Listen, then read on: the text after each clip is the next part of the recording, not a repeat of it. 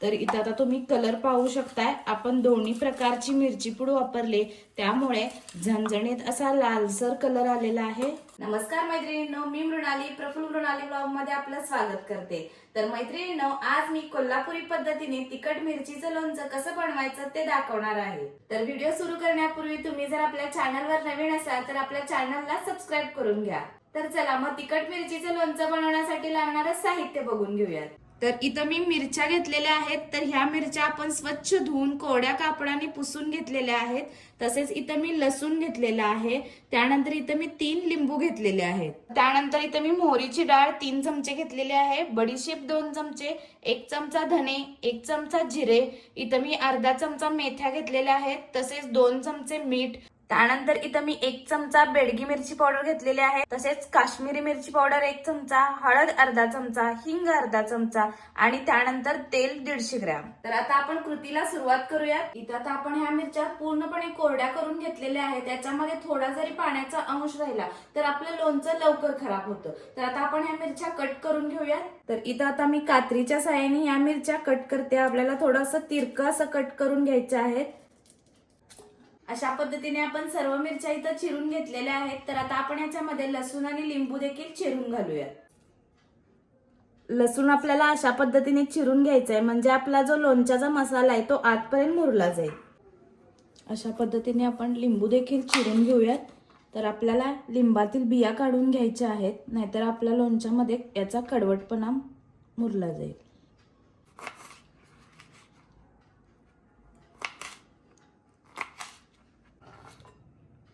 तर इथं आता आपण बाकीचे लिंबू चिरून घेतलेले आहेत। तर आपल्याला एका लिंबूचा रस याच्यामध्ये घालून घ्यायचा आहे। तर इथं आता आपण हे असं मिक्स करून ठेवूयात, म्हणजे आपल्या मिरच्यांना पूर्ण असा लिंबाचा रस लागला जाईल। तर इथं आता आपण लोणच्यासाठी लागणारा मसाला बनवून घेऊयात। तर आपण हे मसाले परतून घेऊयात। आता मी पॅन गरम करून घेतलेला आहे।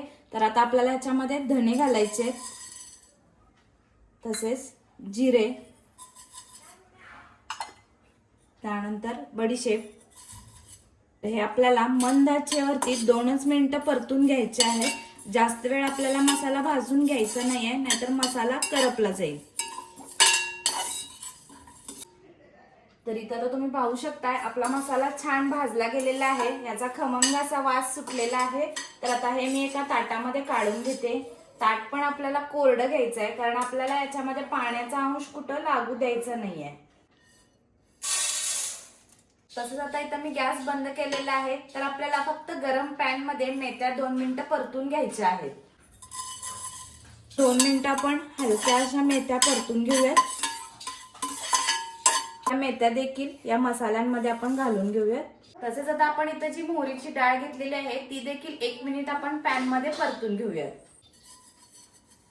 ही देखील आपल्याला हलकी अशी परतून घ्यायची आहे। ही आता आपण एका वेगळ्या प्लेट मध्ये काढून घेऊयात। तसेच आता आपण हे पॅन बारीक गॅसवर करून हे तेल आपल्याला कडकडीत तापवून घ्यायचं आहे। पण गॅस आपल्याला बारीक करूनच हे तेल तापवून घ्यायचं आहे। तर इथं आता आपलं तेल गरम होईपर्यंत आपला हा मसाला थंड झालेला आहे। तर आता आपण याचं वाटण बनवून घेऊया। तर इथं आता मी मिक्सरचं भांडं घेतलेलं आहे, हे आपल्याला पूर्णपणे कोरडं करून घ्यायचं आहे। तर याच्यामध्ये आपण आता हे कोरडे मसाले घालून घेऊयात। त्यानंतर आपल्याला याच्यामध्ये मिरची पावडर घालून घ्यायची आहे। इथे मी दोन्ही प्रकारची मिरची पावडर घालते, तसेच हळद, मीठ आणि हिंग। तर आता आपण याचं थोडंसं रवाळ रवाळ असं वाटण बनवून घेऊया। तर इथं आता तुम्ही वाटण पाहू शकताय, अशा पद्धतीने आपल्याला याचं वाटण बनवून घ्यायचं आहे। तर इथं आता तुम्ही पाहू शकताय आपलं तेल कडकडीत असं तापलं गेलेलं आहे। तर आता आपण गॅस बंद करून हे तेल थोडंसं थंड करून घेऊया। तर इथं आता आपलं तेल हलकं असं कोमट झालेलं आहे। तर आता आपण याच्यामध्ये मोहरीची डाळ आणि मसाला घालून घेऊया। तसेच आता हा मसाला देखील आपण याच्यामध्ये घालून घेऊया। तर हा मसाला आपण तेलावरती 2 मिनिटं परतून घेऊया। कोमट तेलामध्येच घालायचा आहे, जर कडक तेलामध्ये घातला तर आपला मसाला करपला जाईल।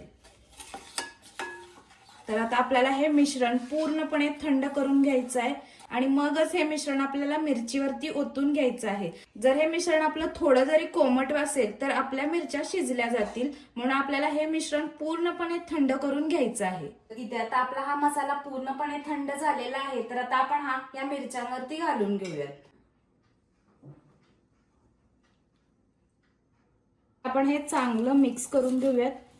मसाला पूर्ण मिरच्यांना लागला गेला पाहिजे. तर इथं आता तुम्ही कलर पाहू शकताय. आपण दोन्ही प्रकारची मिरची पूड वापरले, त्यामुळे झणझणीत असा लालसर कलर आलेला आहे.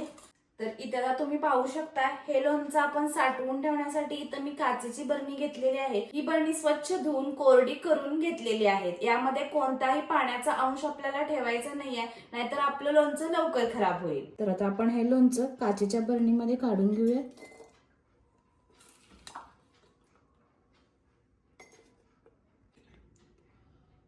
अशा पद्धतीने जर तुम्ही लोणचं स्टोअर करून ठेवलं तर तुमचं लोणचं वर्षभर टिकलं जाईल.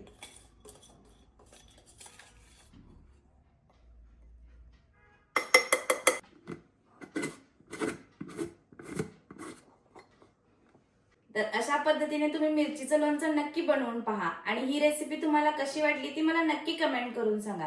तसेच मैत्रिणींनो, तुम्ही जर आपल्या चॅनलवर नवीन असाल तर प्रफुल्ल मृणाली ब्लॉगला सबस्क्राईब करा आणि पुढे असलेल्या बेल आयकॉनवर क्लिक करा, म्हणजे तुम्ही कोणताही व्हिडिओ मिस करणार नाही.